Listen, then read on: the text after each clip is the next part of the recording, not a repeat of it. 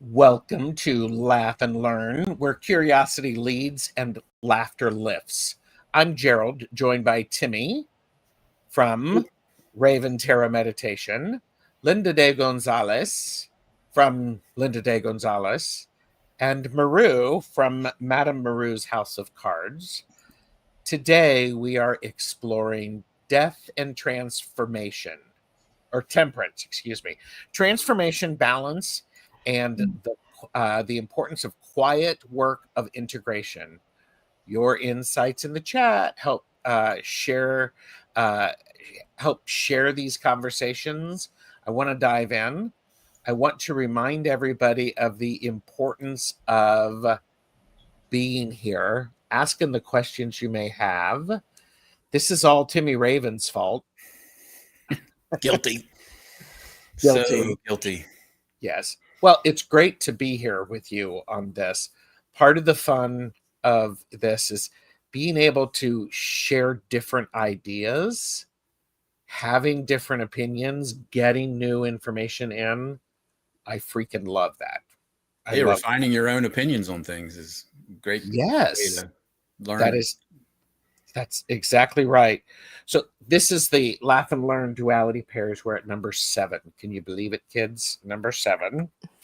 As I said before, we have Raven Tarot Meditation, Linda de Gonzalez, Madame Maru's House of Cards. I am TarotStache. All of the links are below for you to support all of our channels. Go buy Timy's album. Go listen to it. Go support all of the channels. Linda, Maru, and Gerald all do private readings. Mm-hmm. Contact us. Now's a really good time to do that. Holidays are coming up. Get prepared. Holidays are coming up. We want you to be prepared. Angie is here. Beth has arrived. Linda de Gonzalez is here. Anna Wright. Tapioca Thievery has joined us. And I don't know why that name makes me laugh. Because I want to know the type of thievery that happens around tapioca. I'm sure tapioca pudding is easily stolen out of the company fridge. Or your sibling's plate. Could be. Tapioca tends to be anonymous, the little container. So who does it belong to? I thought it was mine. There you go. Hello. Tamsy. Mary Black has arrived. Opal Empress Tarot. It's Taco Tuesday. Right up at the top, Angie Burks. It is Taco Tuesday, and we can say that now because it's no longer a trademark. Really? Who had a trademark for Taco? Trademark? It was trademarked. Someone in, I think it was New Jersey. Somebody had it trademarked for a really long time. Taco Bell encouraged them to release the trademark. So, well, hello, New Zealand. New Zealand in the house. And the swan. As Beth says, or I thought it was yogurt and now yuck. Yeah, pretty much. More for me. All yours. What is tapioca? Like rice pudding, sort of? What?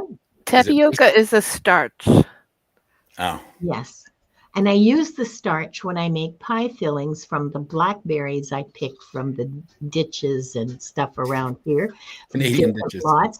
But tapioca itself, yes, it's not appetizing. It's formed into these tiny little balls, and they're opaque, but when you cook them, they turn transparent, and they get kind of like soft and chewy. Have you ever had boba tea? Yeah. Yeah. It's kind of like those boba tea balls. Yeah, they're made from tapioca. Yes. Oh, not my favorite. No, Edward has joined us. I enjoy them. I enjoy them. Tapioca for my berry pies, Linda. Yeah. The tapioca balls are really.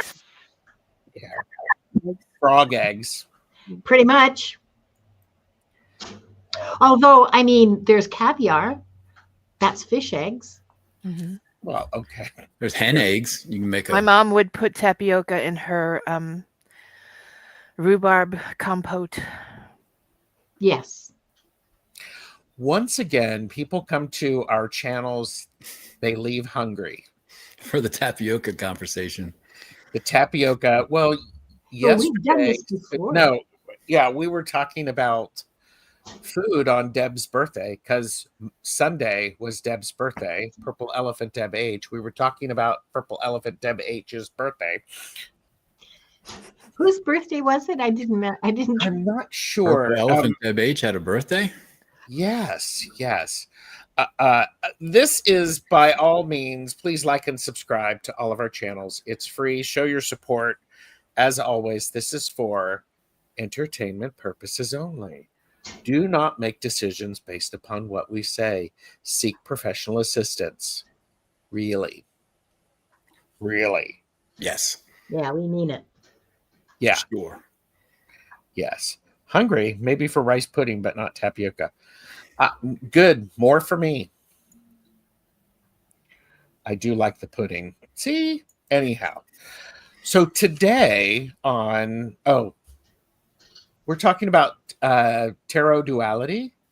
There is a playlist. You can catch up on all of the great conversations that we've had with this.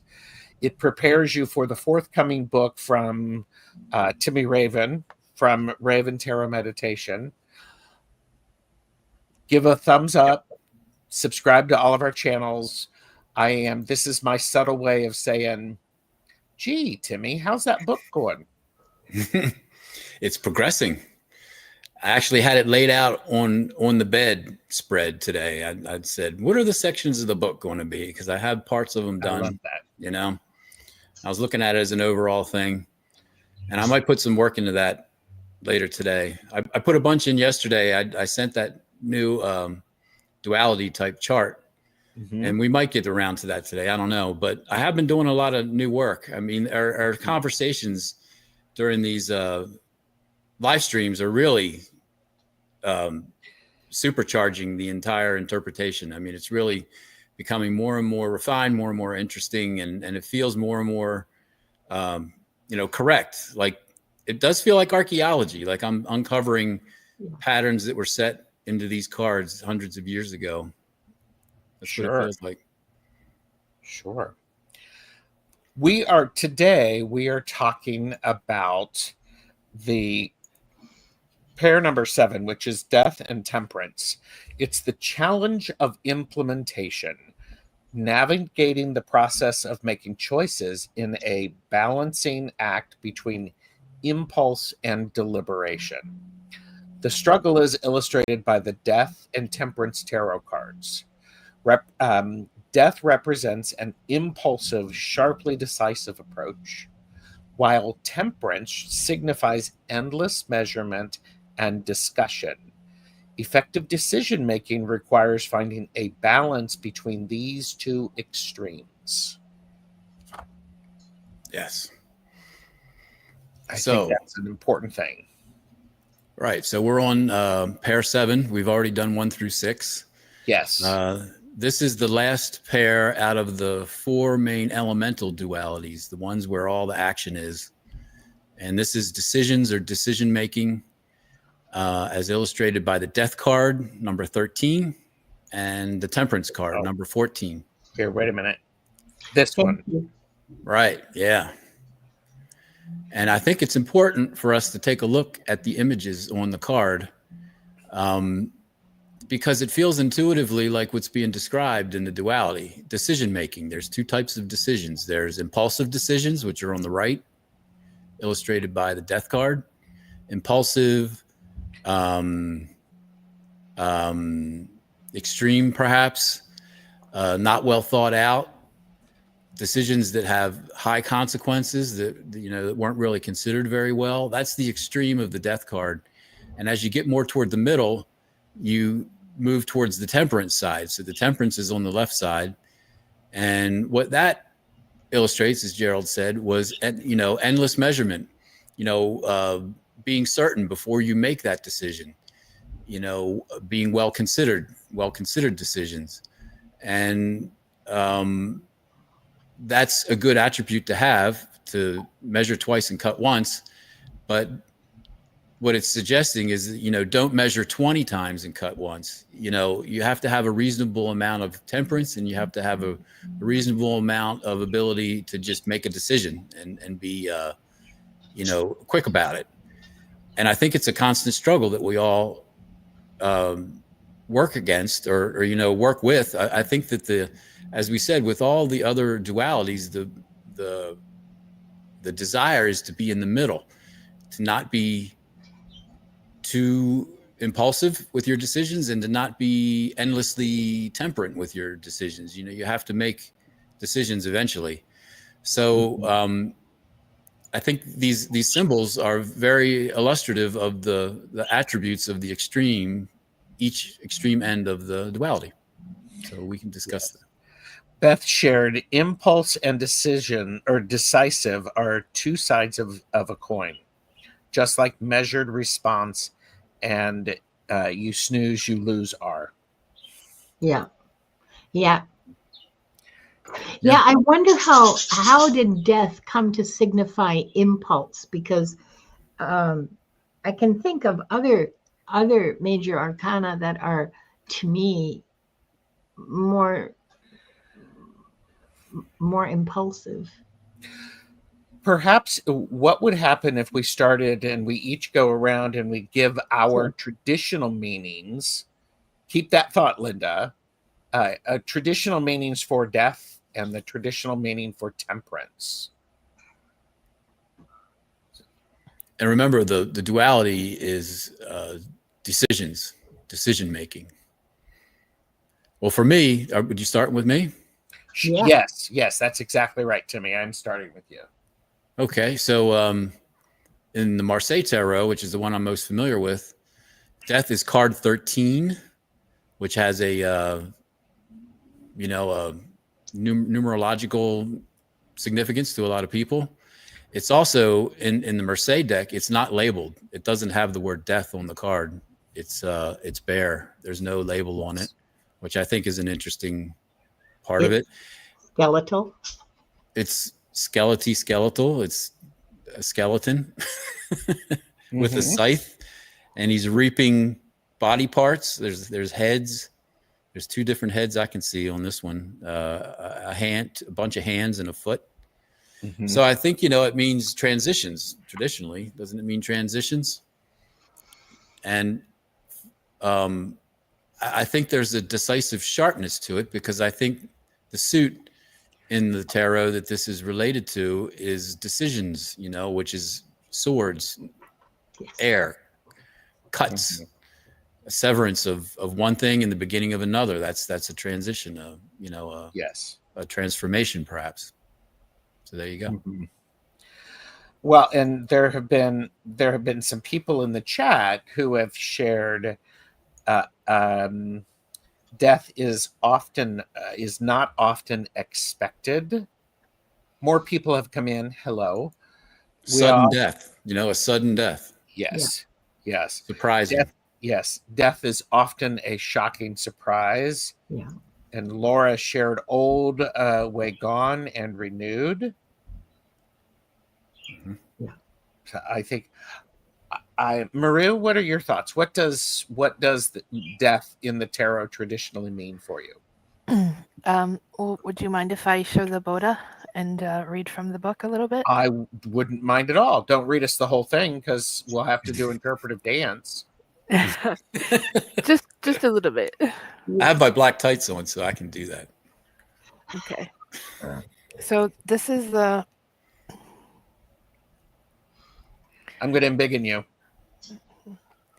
This is the death card from the Boda deck.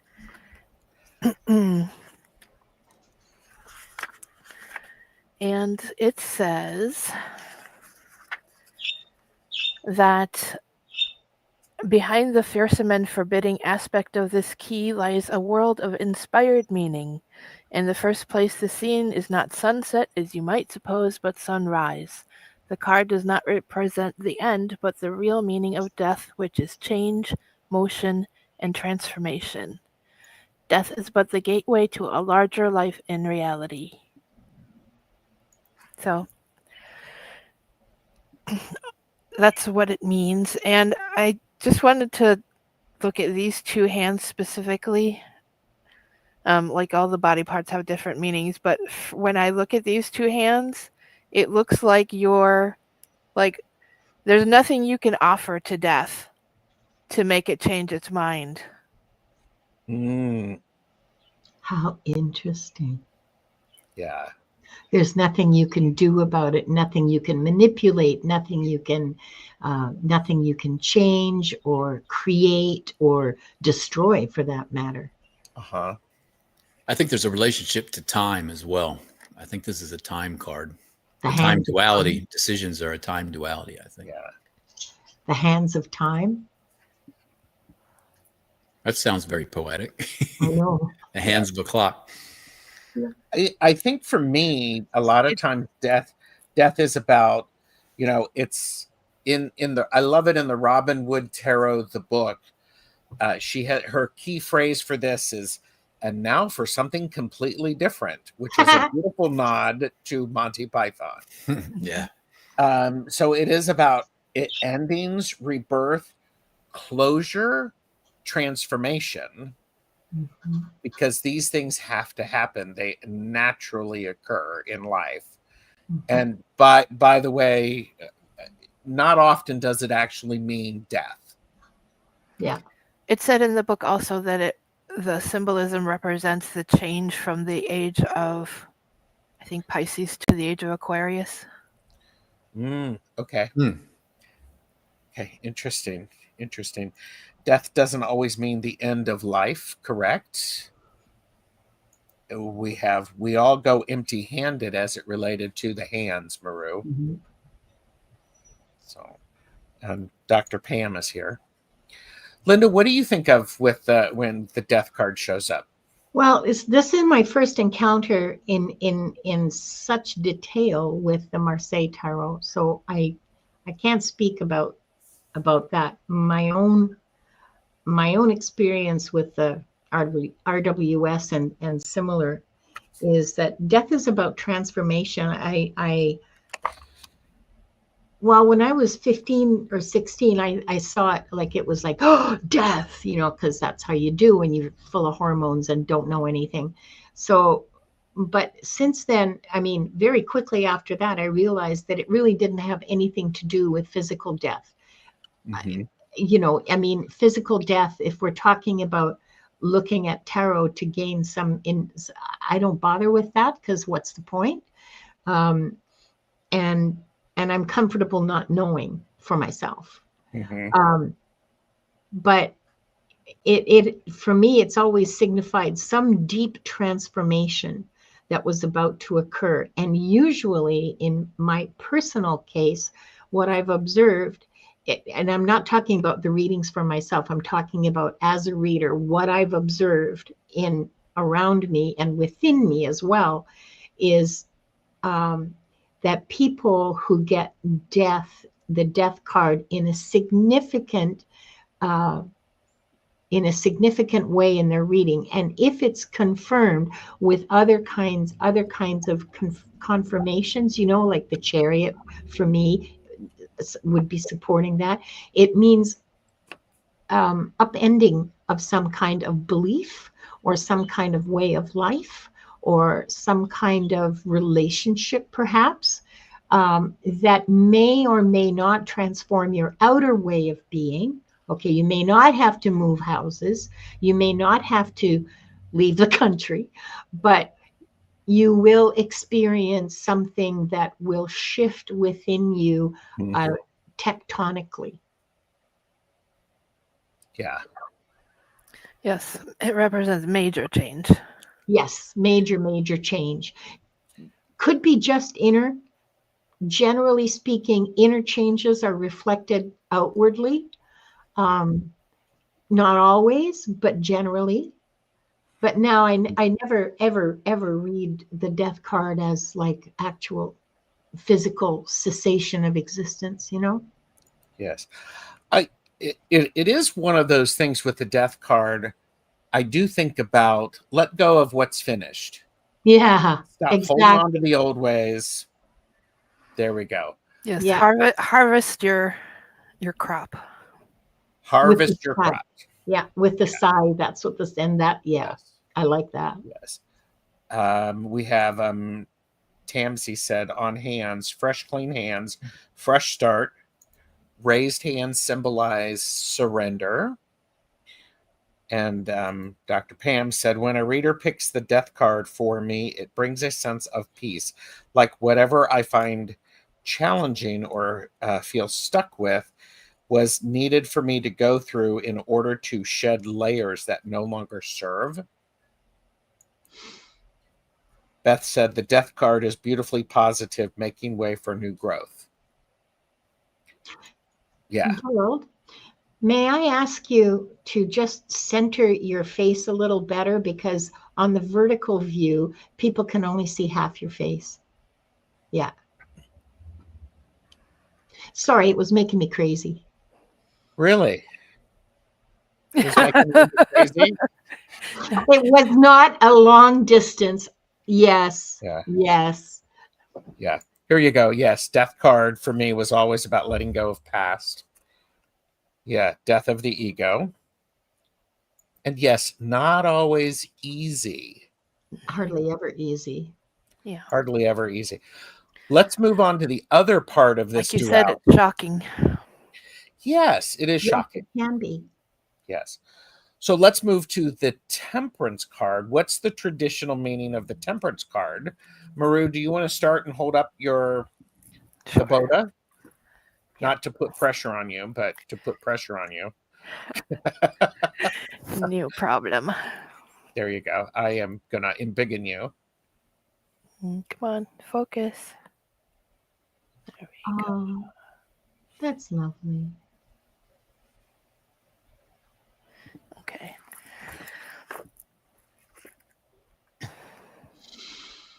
That's lovely. And the book says, to this key is attributed the intelligence of probation or trial. This refers to the testing through which every aspirant must pass before he can reach the heights of initiation. Its object is to determine his temper or strength. Thus you see that temperance refers to the act of tempering, or the making of a true or pure being. Mm. The crown is willpower, and let me see. No, oops.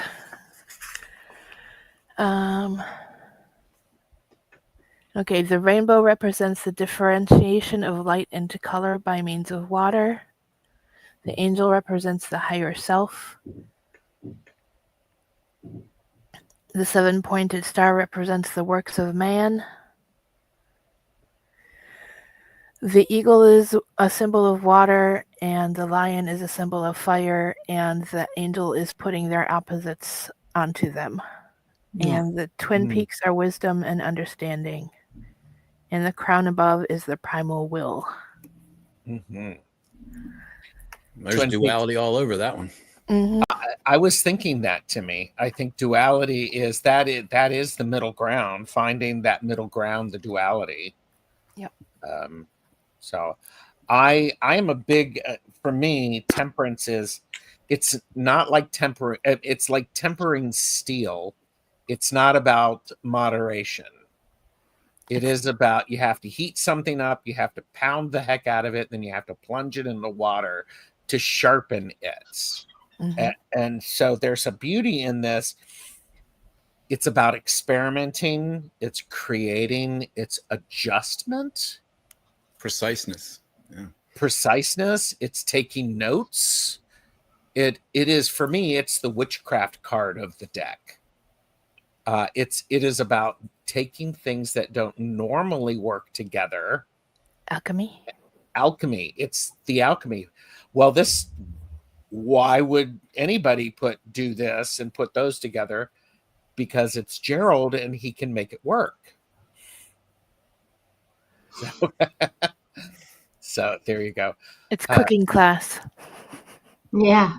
It is. It is. Linda, what do you see in that? And then I'm going to have Timy bring us up with that. I'm just fascinated by the symbolism in that card, you know, that the nature of fire is tempered by water. And that holds true in both the meanings of the word temper, right?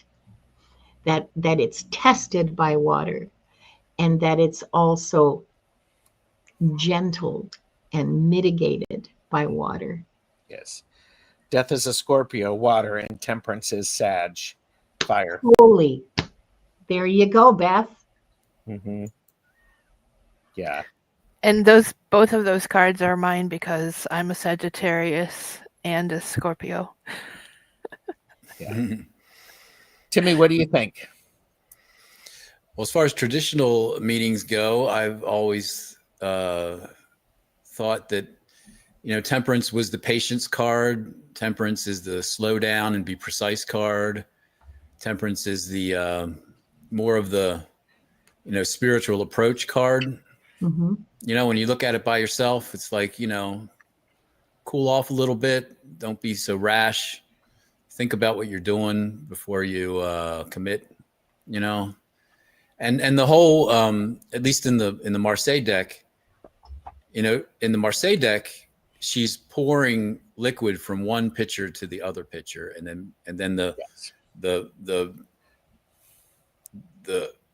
assumption is that she's doing it back and forth between the two, Mm-hmm. perhaps endlessly. That's endless temperance, and I like the sort of callback to the medieval and Renaissance and Latin Roman tradition of tempering wine with water. I think that was a very familiar sight, 500 years ago, what temperance, the symbol of temperance, is doing in that card. Mm-hmm. And I think the fact that she back has then wings, they didn't have such things as blenders. They had to mix by hand. Yeah, and it's the symbol of mixing of. I think what you would do is you'd have really concentrated wine, and then you have water, and then you sort of pour one into the other until you get it right. And you keep trying until you get it right. And that's the whole. It causes aeration as well. Yeah, it makes it taste better. Oh, aeration. Yes. Yeah. Yes. So it's a good attribute, temperance. Mm-hmm. And then some people, if you look at the death card and just think of death, then that's a bad card. But like, as we discussed, it's a card of transformation. Yes.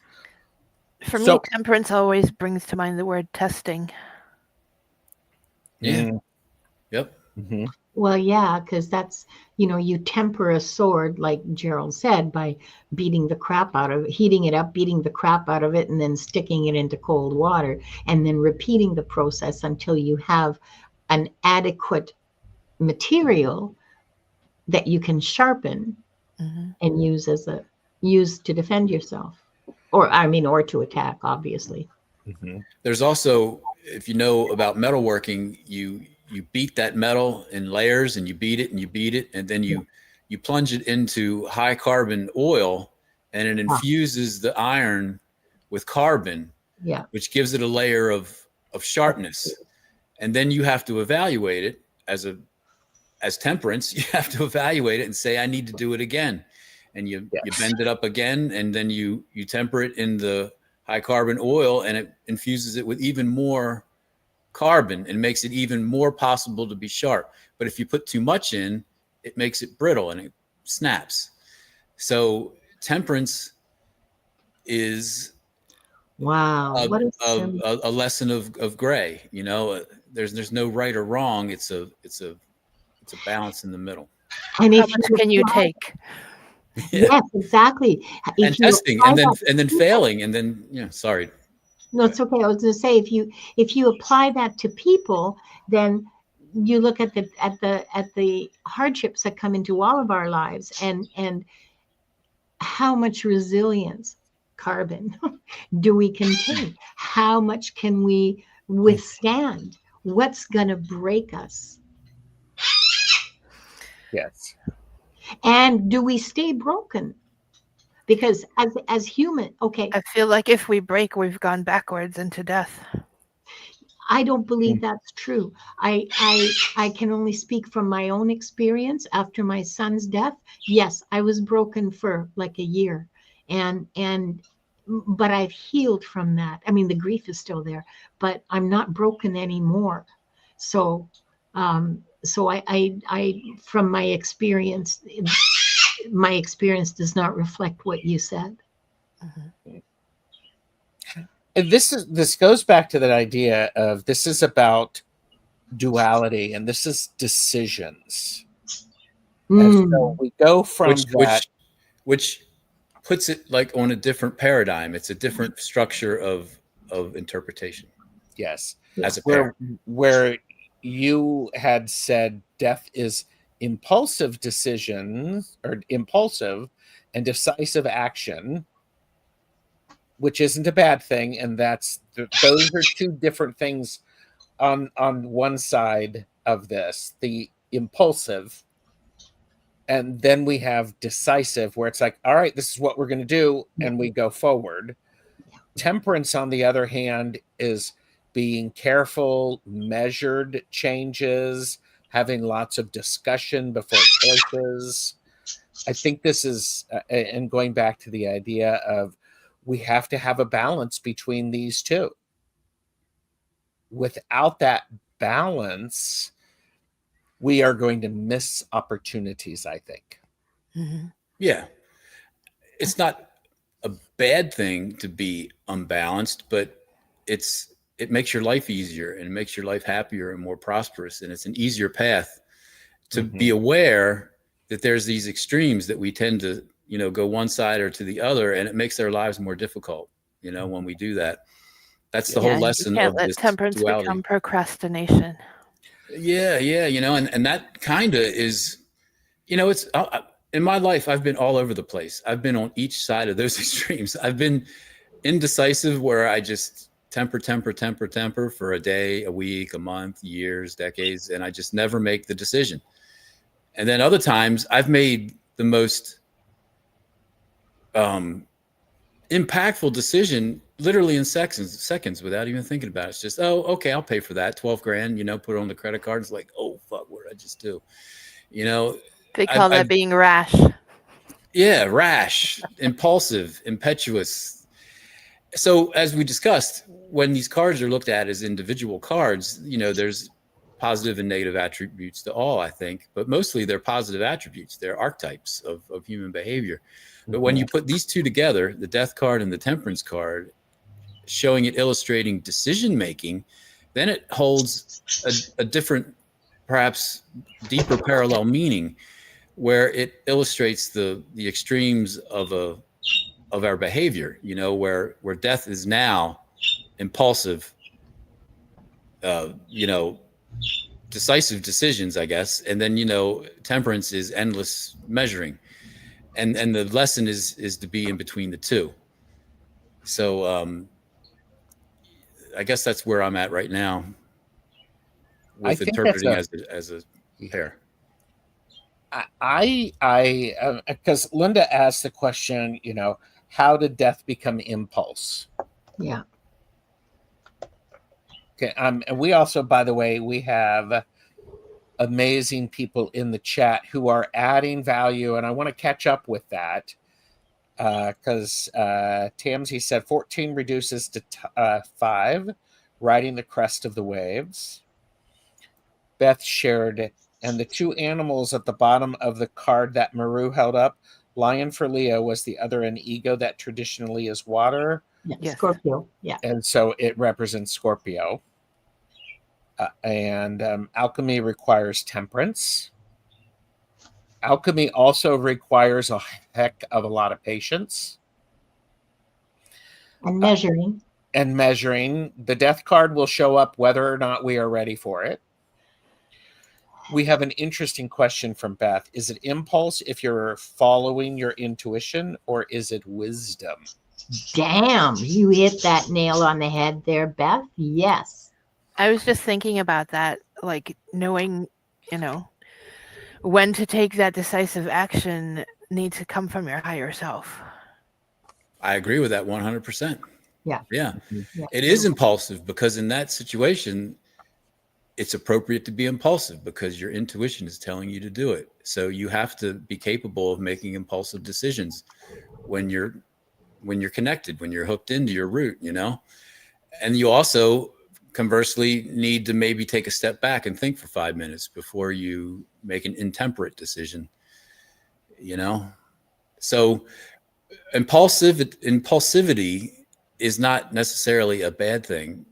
It's a description of the thing that can be appropriate. Mm-hmm. You know, I when think you that's know it's right. when your wisdom, when your insight is saying, I know this is right. I'm just making a decision now and not wasting time. That's an impulsive, death-like decision, but it's appropriate if it's balanced, you know, by some temperance. You know, which also it goes back to the idea where we had earlier in one of the pairs about was it manifestation with the Hermit and the Wheel of Fortune? You show up right. and you do the work. You keep Yeah. doing the work, and fortune follows those who have practiced. And that again, when I hear impulsive, I think impulsive makes me think it's not a good thing. Yeah. Impulsive means quick, fast. It's not necessarily a bad thing. It could definitely be. Maybe decisive is more. Decisive is a very good word. I like the word decisive. Yeah. I think we need to separate compulsive from impulsive. Oh, yes. Thank you. Yeah. I'm watching Timmy, who just went, huh? Okay. Timmy, when you're watching the playback, you want to write that down. That's the wisdom from Maru. Yeah. Well, you know, the pattern has been that I've changed the description of every single Sephiro, every single duality, every single one. I was thinking, well, I didn't change Wheel of Fortune, but I did change relationships because originally that was love until I talked to Linda, and then she led me more in the direction that it be relationships. So we changed love to relationships. We changed receptive energy from inward focus. We changed expressive energy from outward focus. We changed assertiveness to boundaries. I guess motivations has stayed the same, but now we're on decision making. I might change that too. You know, the refinement of the concepts are completely boosted by this conversation that we're having. Yes. And I love it. And the people who are here is great. More wonderful stuff in the chat.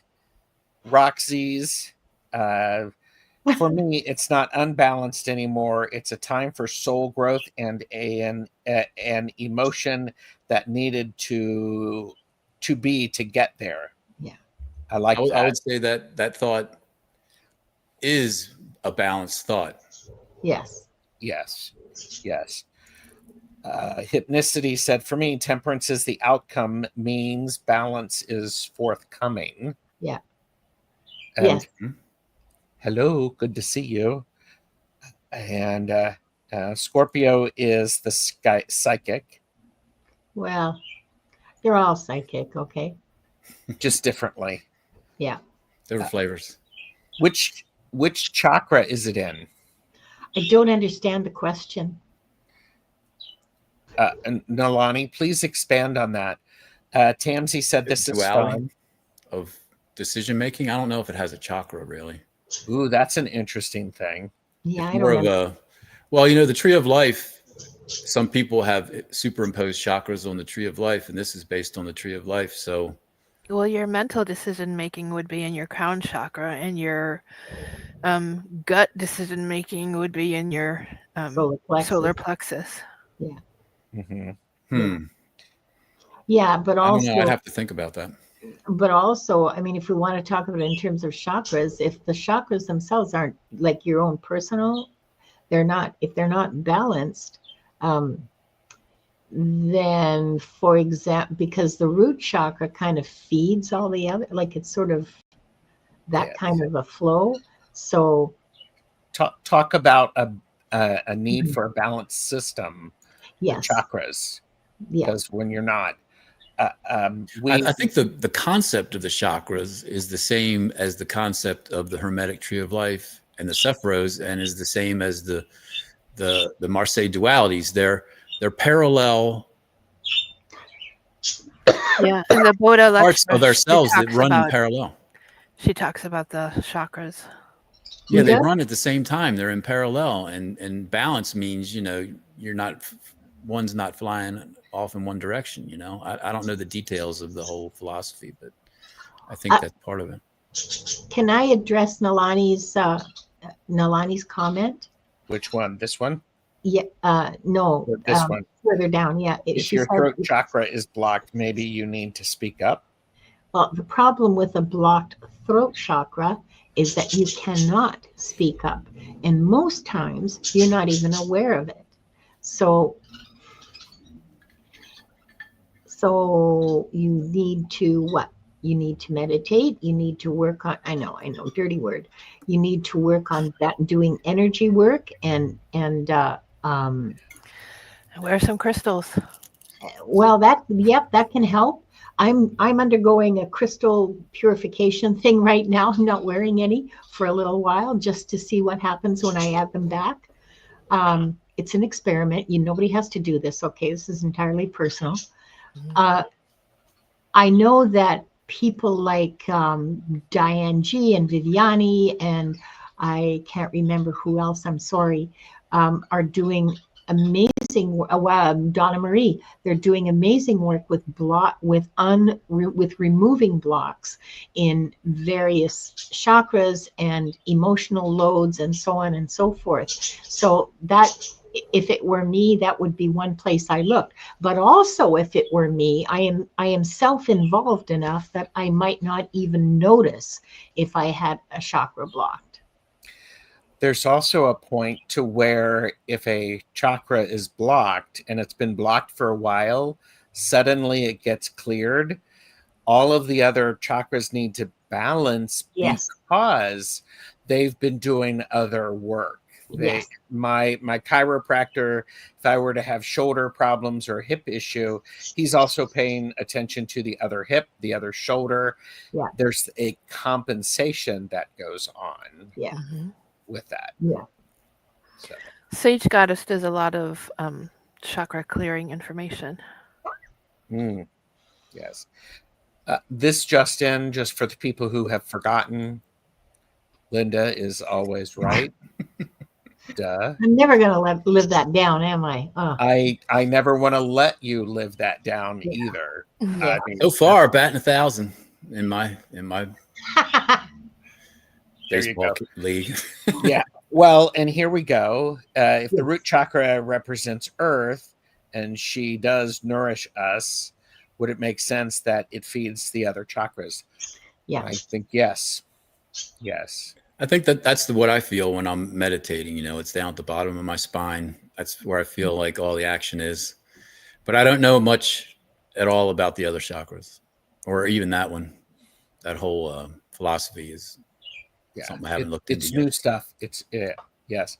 So if temperance shows up, there's a message. Well, if anything shows up, there's a message. Actually. Yeah. I mean, just saying. Timmy, we have been talking about this duality and the decisions. Oh, hi, Chris from Elemental Cartomancy. Hey, Chris. He's a late bitch. He's one of our tarot intellectuals where we have these deep discussions. Yes. He always has something good to say. I think this is interesting, the idea of the decisions, because this is all about the balance and finding the balance. Sometimes those impulsive decisions are absolutely necessary because you're going to miss an opportunity which could propel you forward. Mm-hmm. The other aspect of it is, I think, Maru, it's like temperance can become procrastination. Hi, my name is Gerald. I like to play with temperance, which oftentimes turns into procrastination. Yeah. And the because the death card is going to swoop in. It's going to require the changes that need to happen. It's going to help them happen pretty darn quickly. Death is cutting bait. Yep, that skeleton's in that rowboat. I love the way you said that, Maru. It is, yes. Yes. You can't say anything else. And bait drop. It was a bait drop. Yeah. That's a bait drop. I also think about this in the sense of the duality pairs in decision making. Timy, I go back to when you did that reading for me. I couldn't decide if it was a decision or if it was motivations. What I thought was that it was a decision. You were like going, sounds like you've already made your decision. And I went, I have. Which gives the opportunity to go, all right, let's work on something else. Sometimes you just have to own the decision that you've already made. Yeah. Yes. Yeah. And I stop think that's walking around and That's pretending. part of the magic of the tarot. It opens ourselves up to our endless possibilities. You know, I think that everything that we need to prosper in this world is already inside of us, and we just need to let it out. We have so many bondages that we self-imposed. You know? Well, or that were programmed into us. I mean, it's not necessarily self-imposed. And also we have to take into account the circumstances in which we live, where for some of bindings and boundaries. We all have different bindings and different boundaries, and they prevent us from doing certain things. You know, and the beauty of this entire duality interpretation is that you see how our personality works, and just seeing it laid out in the cards allows me to make better decisions. You know, it's a framework of helping you make decisions is really what it boils down to. I like to say it helps you make informed decisions. Yeah. You tell people, when I'm providing a reading for you, I'm just giving you things to think about. You're still entitled to make the decision you've already made. You just now have an understanding of what the ripple effect is of that, or the possible ripple effect.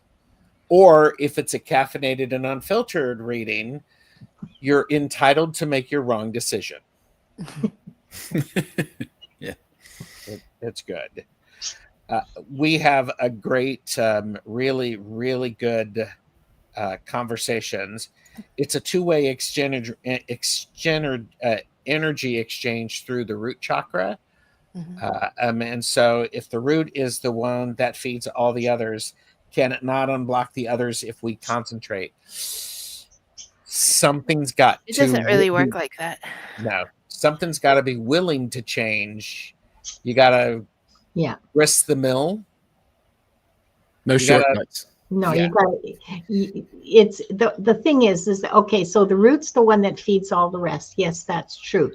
But it cannot unblock the others by concentration. What is lacking in that concept is insight. Energy. Each of the chakra centers has its own blocking or unblocking properties. Yes. So I mean, this is great insight. Here you go. Duality for me now means not to see it as dual, but as one. From above, see it from above. I would also say you have that beautiful idea of it's not this way or this way. Perhaps it's this way and this way. As above, so below. Yeah. And that's in the middle between the two.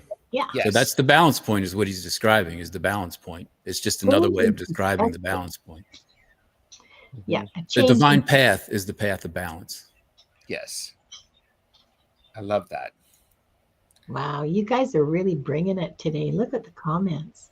Yeah, I've got good comments. Yeah. Sometimes the side quest is a necessary part of the mission. Mm-hmm. Yes, necessary, required. Yep. You can't get from one to the other without. Side quests. Yeah. Again, more people are coming in. I want to thank everybody for being here. Do not forget to do all of the YouTube things, and to, you know, if this conversation has sparked an insight, tap the like and subscribe.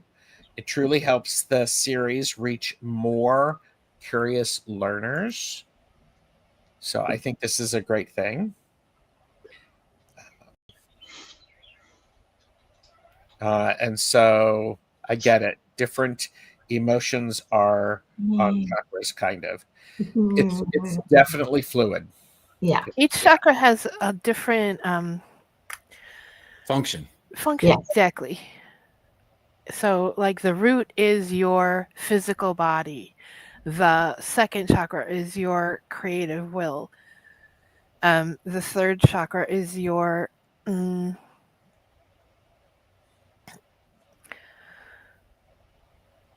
like what you really want. Your fourth chakra is your heart, your emotions. The fifth chakra is how you communicate.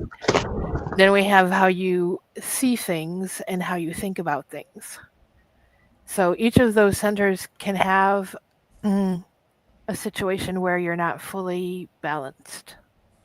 And there's 7 chakras?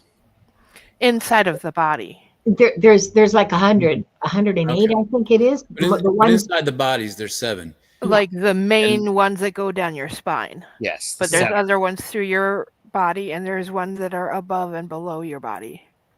And what we're talking about is the dualities of the Marseille deck, which are 10. So I don't think there's a one-to-one correspondence between chakras and dualities. No, and I would say, Chris said solar plexus is sense of self-worth and identity. The other thing is there's you could put this through the temperance card and go, how can I make the chakras work with these 10 dualities? Can you do it? Can you do it? What's going to happen? You're going to get out of balance because you're more working with the possibilities. The need to publish this book, publish the book, might go a little off, go a little wonky. That's possible. So, I mean, I've never done anything wonky. I've never let temperance guide me down the procrastination road where I own a mansion. So. You own a mansion on Procrastination Road? Yes, I'm your neighbor. Yes, I think I shared. I think I had a cup of sugar from you at one point. Knocking on the door. Hey, I'm on Hesitancy Street. You know, right at a right angle. Block over on Hesitancy Street. That's an interesting thing. How, you know, the different ways to look at this. The idea of the dualities is this huge power of finding that balance for what works for you. I think if we're always balanced, we are not living, because sometimes we're going to go off a little bit, then we're going to find that balance. We're going to go like this. Oscillation. Or Oscillation. Yes. Yeah.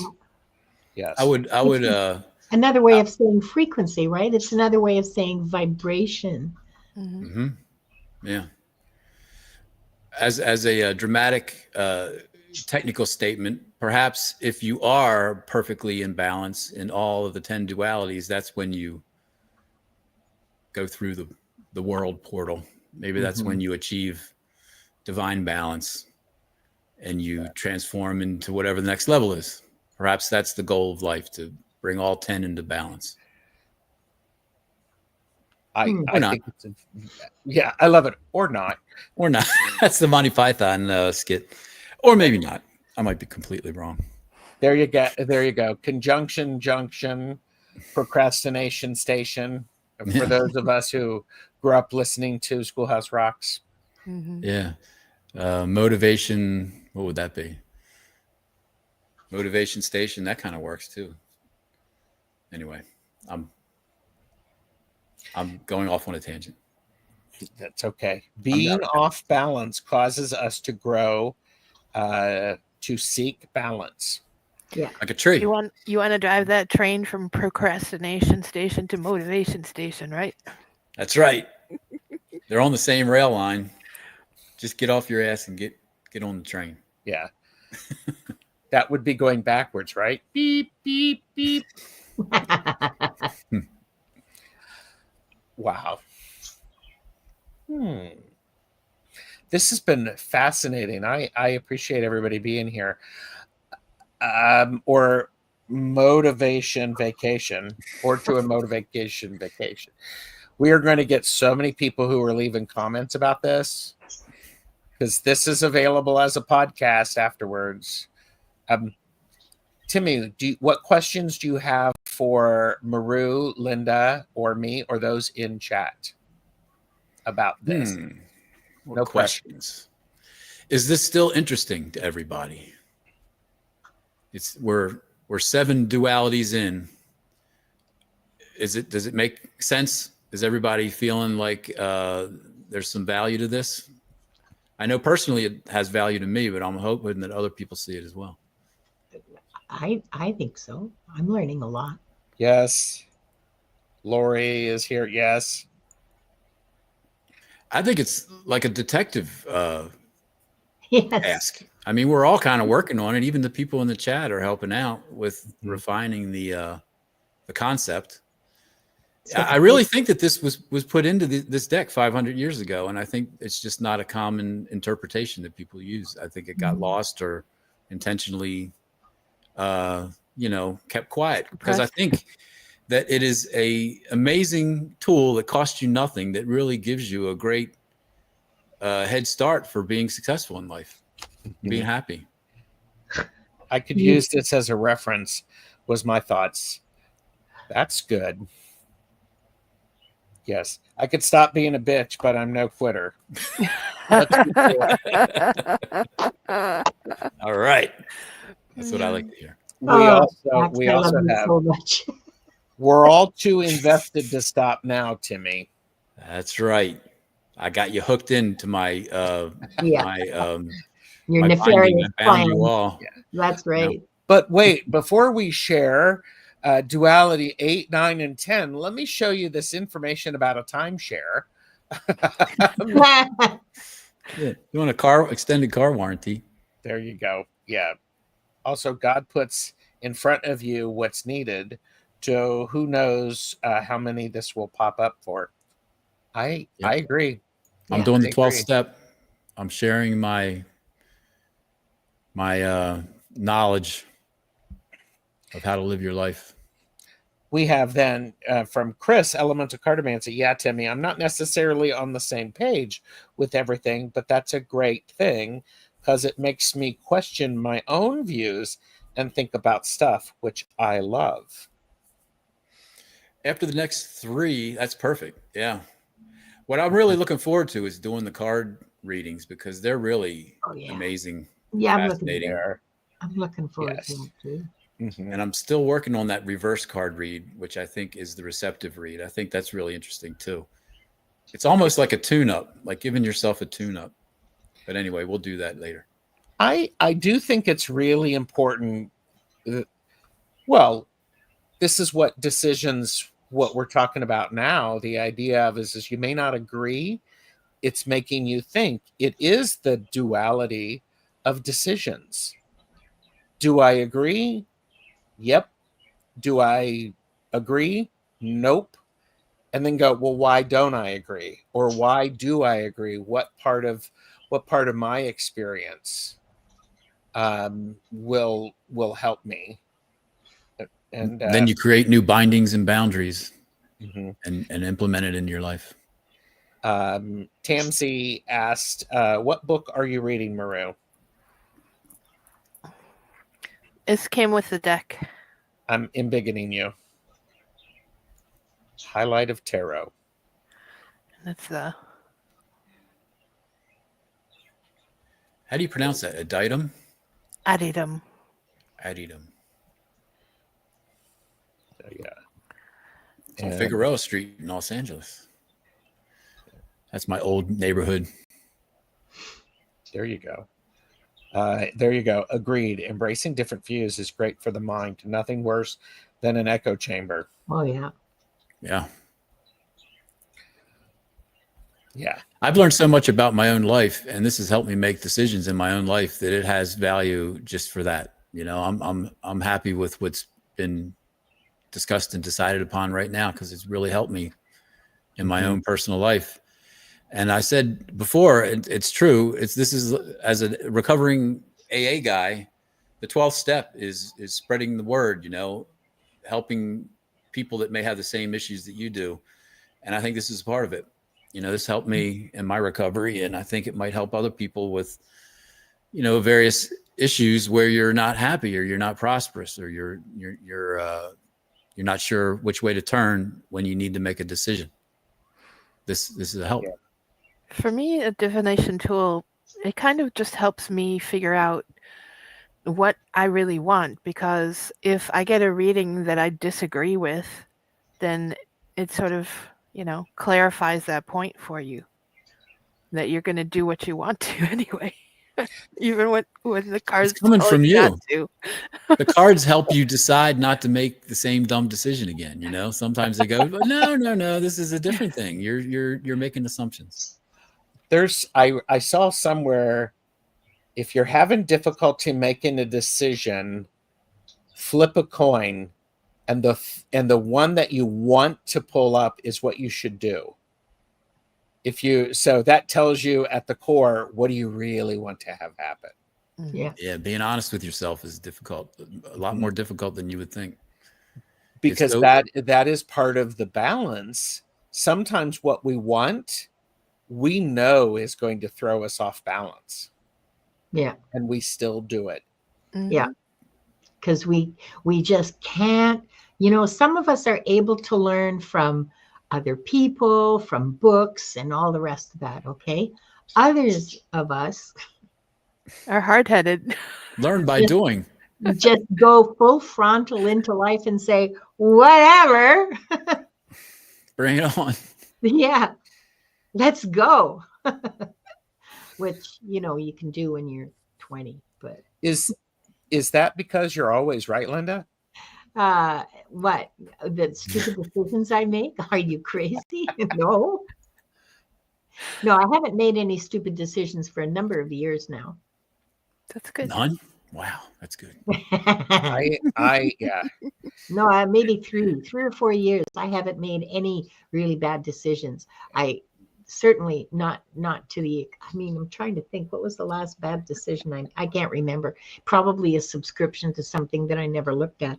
But certainly compared to my younger years, I'm a sober and conscientious and responsible adult. I like what Chris says. I can make decisions about big things, but ask me to pick a movie on Netflix, no chance. Endless temperance. Maybe the next movie will be better. Too many choices. Yeah. Too many choices. That's the problem. It leads to decision paralysis. Mm-hmm. Yeah. Back in the 70s, we just had 3 channels, man. And you watched the crappy movie that was on. Yeah. Or nothing. Yeah. Or don't. Yeah. Let me introduce you to the remote control. Hi, my name's Gerald. I was the remote control. The parents wanted the channel changed. Flip. Got it. Flip. There's got to be some mental thing that's detrimental to human mental health by flipping channels. You know, I've caught myself doing that. Like for an hour, I'm doing it an hour. Flip. Yeah. It's like poking yourself with a knife. It's like stab. Oh. Sherry made a bad decision today. I should feel bad about it. Nah. Tamsy said, my late husband wrote it on the calendar both times I made a mistake. Both times. All right. Essence of the Moon, Selena has arrived. Hi, Selena. Hey, Selena. you are on later today for Akashic Adventures. Yes, at 2 o'clock Pacific, 5 o'clock Eastern, with Viviani Heller and Diana Bowles. We'll be doing another episode of Akashic Adventures. So stop by. Love that. Yeah. All right. I do not have a back and forth with Jamie and Gerald at the top of next hour. Everybody use that opportunity to remember to hydrate, take a nap if you need to, Have a snack. Sure. have a snack, call somebody and say hi, tell them you love them and make it awkward. Those are the most fun. Yes. So, Maru, any pop-ups coming up? Probably. Cool. Ooh. I haven't caught one yet, but I'm looking. Very good. Timy, what's next for you other than Duality number 8 next week? Yeah, next week is Duality 8 Insight. The Devil card and the Tower card. I think we're going to have a very interesting conversation there, and I think a lot of people are going to disagree with me about certain elements of that. So that should be a good one. Don't miss that next week, 2 p.m. Eastern, I guess, right? Same time, same channel. Mm-hmm. And I have I did my second live meditation meeting this past Saturday, and it went really well.